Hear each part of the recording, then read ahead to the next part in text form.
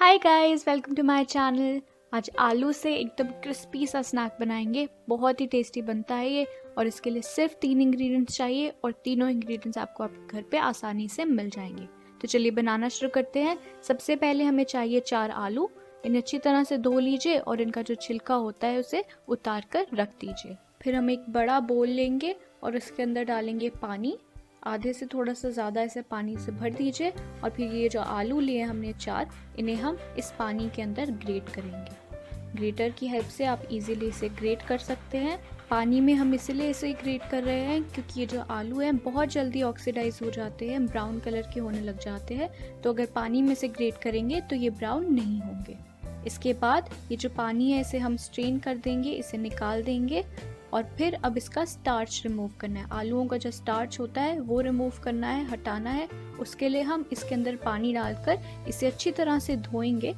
आप जब इसे घर पे करेंगे तो जो किचन की टैप होती है उसके नीचे आप आलू को अच्छी तरह से धोइए। और ये देखिए इसका जो पानी है अभी क्लाउडी है, यानी कि इसमें स्टार्च है। तो इसे तब तक हम धोएंगे जब तक कि इसमें से जो पानी निकलता है वो बिल्कुल क्लियर नहीं हो जाता। बिल्कुल इस तरह से, ये देखिए अब पानी बिल्कुल साफ है, क्लियर निकल रहा है, यानी कि आलू का जो स्टार्च है वो अच्छी तरह से हट चुका है।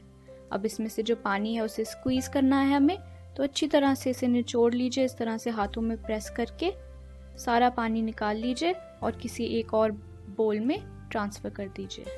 और एक बार इसमें से पानी निकल जाए उसके बाद हम इसमें डालेंगे 1 टेबलस्पून बटर और डालेंगे इसमें नमक। अपने टेस्ट के अकॉर्डिंग आप नमक डाल लीजिए और फिर इसे अच्छी तरह से हम मिक्स करेंगे जब तक कि ये जो सारा मिक्सचर है आपस में अच्छी तरह से बाइंड नहीं हो जाता, जुड़ने नहीं लग जाता।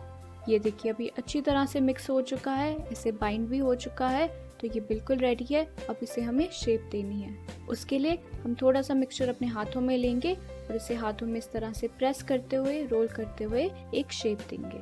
आप चाहें तो जैसे मैं इसे शेप दे रही हूँ वैसे ही दे सकते हैं, या फिर जैसे हम आलू टिक्की को राउंड शेप देते हैं वैसे भी आप इसे बना सकते हैं। ये देखिए बिल्कुल रेडी है। ऐसे ही बाकी के रेडी कर लीजिए और उसके बाद हम इसे फ्राई करेंगे। फ्राई करने के लिए किसी पैन में हम डालेंगे 2 बड़े चम्मच ऑयल। और ऑयल गर्म हो तो उसके अंदर हम इसको डाल देंगे। एक बार इसे रख दिया तो इसे थोड़ा सा हम प्रेस करेंगे ताकि ये फ्लैट हो जाए, बिकॉज ये जितने पतले बनेंगे उतने ही ज़्यादा क्रिस्पी होंगे। लेकिन ये चीज़ ध्यान से करनी है, ये टूट भी सकते हैं। इसे ध्यान से इसे हम प्रेस करेंगे और फिर इसे ढककर हम पकाएंगे बिल्कुल लो हीट पर जब तक इसकी जो नीचे की साइड है ब्राउन नहीं हो जाती।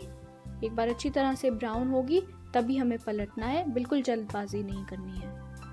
ये देखिए इस तरह से अब ये ब्राउन हो चुकी है इसकी नीचे की साइड। तो इसे हम पलट लेंगे और पलटते वक्त अगर थोड़े से आलू इधर उधर हो जाते हैं तो उसे आप स्पैचुला की हेल्प से इस तरह से इकट्ठा कर सकते हैं। ये जो इसकी शेप है दोबारा रिटेन कर लेगा। और इसे हम फिर से ढककर दूसरी साइड पर भी पकाएंगे लो हीट पर ही, जब तक कि ये जो दूसरी साइड है वो भी बिल्कुल गोल्डन ब्राउन और क्रिस्पी नहीं हो जाती। ये देखिए बिल्कुल रेडी है, ये एकदम गोल्डन ब्राउन और क्रिस्पी है। बहुत ही ज़्यादा टेस्टी भी लग रहे हैं। बस इसे निकाल लीजिए और चाहें तो इसे केचप के साथ सर्व कीजिए। तो थी ना आज की रेसिपी बहुत ही ईजी। बस इसे अपने घर पर ज़रूर ट्राई कीजिए। बहुत ही ज़्यादा टेस्टी बनेंगे और एकदम क्रिस्पी बनेंगे। और अगर आपको ये वीडियो अच्छी लगी तो इसे ज़रूर लाइक कीजिए और मेरे चैनल पर नए हैं तो subscribe. I'll see you guys in the next video. Thank you for watching, guys.